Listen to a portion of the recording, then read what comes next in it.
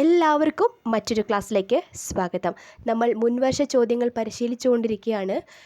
സാമ്പത്തിക ശാസ്ത്രം, കലാ, കായികം, സംസ്കാരം, സാഹിത്യം, പിന്നെ ഇന്ത്യൻ ഭരണഘടന എന്നീ ഭാഗത്തു നിന്നുള്ള ചോദ്യങ്ങളൊക്കെ നമ്മൾ ഓൾറെഡി അപ്ലോഡ് ചെയ്തിട്ടുണ്ട്. കാണാത്തവർ കണ്ടു നോക്കുക. നമുക്ക് നേരെ ചോദ്യങ്ങളിലോട്ട് പോകാം. മൗലിക കർത്തവ്യങ്ങളെക്കുറിച്ച് പ്രതിപാദിക്കുന്ന ഭരണഘടനാ ഭാഗം ഏത് ഭാഗമാണ്? Part 4A. ഫണ്ടമെൻ്റൽ ഡ്യൂട്ടീസ്, മൗലിക കർത്തവ്യങ്ങൾ. ഓടിച്ചൊന്ന് റിവൈസ് ചെയ്ത് പോകാം. Part 4A, article 51A. Article 51A part 4A Swaran Singh കമ്മിറ്റിയുടെ ശുപാർശ പ്രകാരം ഇന്ത്യൻ ഭരണഘടനയിൽ കൂട്ടിച്ചേർത്തു.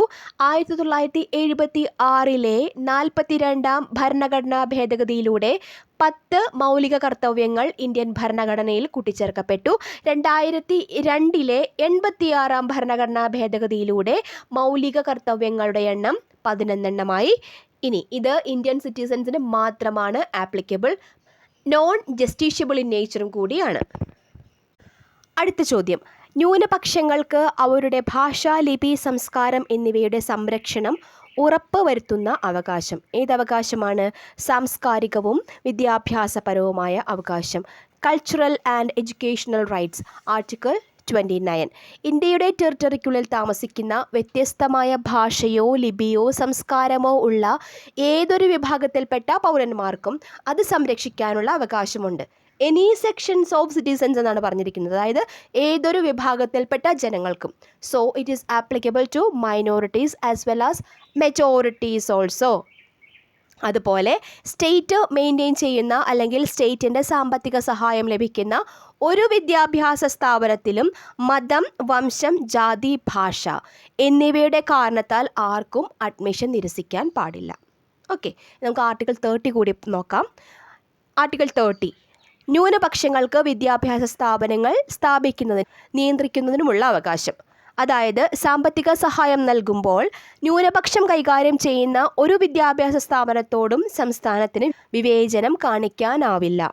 ന്യൂനപക്ഷം എന്താണ് എന്നൊരു ഡെഫിനിഷൻ ഭരണഘടനയുടെ ഏതെങ്കിലും ഒരു ഭാഗത്ത് പറഞ്ഞിട്ടുണ്ടോ? ഇല്ല. ഭരണഘടനയിൽ പറഞ്ഞിരിക്കുന്നത് ന്യൂനപക്ഷം, മൈനോറിറ്റീസ് എന്നാൽ ലിംഗ്വിസ്റ്റിക് ആൻഡ് റിലീജിയസ് മൈനോറിറ്റീസ് എന്നാണ് പറഞ്ഞിരിക്കുന്നത്.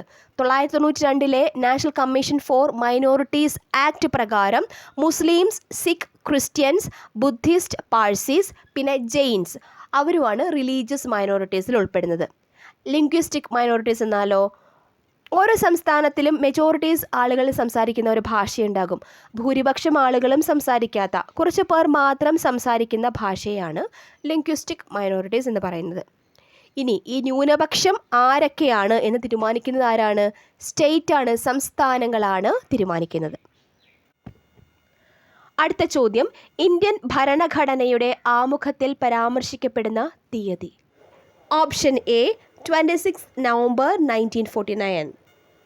പ്രിയാമ്പിൾ ഓഫ് ദ കോൺസ്റ്റിറ്റ്യൂഷൻ, ഭരണഘടനയുടെ ആമുഖം വളരെ ഇമ്പോർട്ടൻ്റ് ആയിട്ടുള്ളൊരു ഭാഗമാണ്, പഠിച്ചു വെച്ചോണം. Preamble means introduction or preface to the constitution എന്ന് വേണമെങ്കിൽ പറയാം. ഈ പ്രിയാമ്പിളിനെ 4 ഭാഗമായിട്ട് തിരിച്ചു കഴിഞ്ഞാൽ ആദ്യത്തെ ഭാഗം source of authority for the constitution. It derives the authority from the people of India. ഭാരതത്തിലെ ജനങ്ങളിൽ നിന്നാണ് അധികാരം ലഭിക്കുന്നത്. ഒരു മുൻവർഷ ചോദ്യമാണ്, ശ്രദ്ധിച്ചോളുക. Nature of Indian state, sovereign, socialist, secular, democratic and republic. ഈ ഓർഡർ ഒന്ന് പഠിച്ചു വെച്ചോണം, ഒരു മുൻവർഷ ചോദ്യമാണ്, അതും ശ്രദ്ധിക്കണം. ഒബ്ജക്റ്റീവ് ഓഫ് ദ കോൺസ്റ്റിറ്റ്യൂഷൻ, ഭരണഘടനയുടെ ലക്ഷ്യം എന്താണ്? Justice, liberty, equality and fraternity, നീതി, സ്വാതന്ത്ര്യം, സമത്വം, സാഹോദര്യം. ഇതും മുൻവർഷ ചോദ്യമാണ്. ഭരണഘടനയിൽ പറയുന്ന ആകെ ഒരു തീയതി എന്ന് പറയുന്നത് ഭരണഘടന അഡോപ്റ്റ് ചെയ്ത തീയതിയാണ് 26 നവംബർ 1949. പ്രിയാമ്പിൾ വളരെ ഇമ്പോർട്ടൻ്റ് ആണ്, ഡീറ്റെയിൽ ആയിട്ട് പഠിച്ചു വെക്കണം. ഇന്ത്യയുടെ നിയമനിർമ്മാണ വിഭാഗം, സുപ്രീം കോടതി, ഹൈക്കോടതി, പാർലമെൻറ്റ്, കേന്ദ്ര മന്ത്രിസഭ. ഇന്ത്യയുടെ നിയമനിർമ്മാണ വിഭാഗം parliament. Parliament part 5, article 79 to 122. Lok Sabha, Rajya Sabha, president എന്നിവ ചേർന്നതാണ് ഇന്ത്യൻ പാർലമെൻറ്റ്. പ്രൈം മിനിസ്റ്ററാണ് പാർലമെൻറ്റിൻ്റെ ചെയർപേഴ്സൺ. ഓക്കെ, അടുത്ത ചോദ്യം, ധാരാളം മതങ്ങളുള്ള ഇന്ത്യയിലെ പോലെ ഒരു രാജ്യത്തെ ഗവൺമെൻറ്റിന് ആധുനിക കാലഘട്ടത്തിൽ മതേതരത്വത്തിൽ അധിഷ്ഠിതമായല്ലാതെ പ്രവർത്തിക്കാൻ സാധ്യമല്ല. നമ്മുടെ ഭരണഘടന മതേതര സങ്കല്പത്തിൽ അധിഷ്ഠിതമായതും മതസ്വാതന്ത്ര്യം അനുവദിക്കുന്നതുമാണ്. ഈ വാക്കുകൾ ആരുടേതാണ്? ജവഹർലാൽ നെഹ്റു. Option B Jawaharlal Nehru. നിർദ്ദേശക തത്വങ്ങൾ ഭരണഘടനയുടെ ഏത് ഭാഗത്താണ് ഉൾപ്പെടുത്തിയിരിക്കുന്നത്? നിർദ്ദേശക തത്വങ്ങൾ directive principles of state policy, DPSP, part 4, article 36 to 51. Irish constitution നിന്ന് കടം കൊണ്ടു. And it is non justiciable and non enforceable in the court of law. മൗലികാവകാശങ്ങൾ പുനഃസ്ഥാപിക്കാൻ വേണ്ടി കോടതികൾ പുറപ്പെടുവിക്കുന്ന ഉത്തരവ് എന്താണ്? റിട്ടുകൾ 5 വിധം: habeas corpus, mandamus, quo warranto, prohibition, സെർഷിയോറാറി.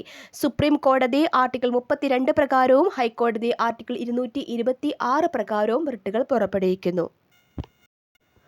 അടുത്ത ചോദ്യം, ഒരു വ്യക്തിക്ക് മൗലികാവകാശങ്ങൾ ലംഘിക്കപ്പെട്ടാൽ അവ പുനഃസ്ഥാപിക്കുന്നതിന് സുപ്രീം കോടതിയെയോ ഹൈക്കോടതിയെയോ നേരിട്ട് സമീപിക്കാനുള്ള അവകാശം.